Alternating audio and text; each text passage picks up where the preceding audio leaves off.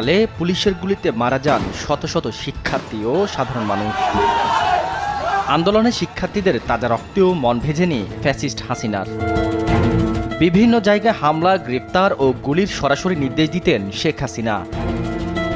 এমনই একটি call record এখন দেশ টিভির হাতে, যেখানে দেখা যায় ছাত্র আন্দোলনকে ঘিরে তৎকালীন স্বরাষ্ট্রমন্ত্রী আসাদুজ্জামান খান কামালকে পুলিশ দিয়ে ছাত্র জনতার মিছিলে গুলির নির্দেশ দেন শেখ হাসিনা। সেই নির্দেশনার কথা ফোন কল দিয়ে জানান শেখ হাসিনার ব্যক্তিগত সহকারী। আসসালামু আলাইকুম স্যার। জি, স্নাতক স্যার, ওই একটা বিষয় একটু স্যার জানাই রাখি আপনাকে। মাননীয় প্রধানমন্ত্রী এখন একটা বিষয় আপনাকে জানাইতে বলছেন স্যার।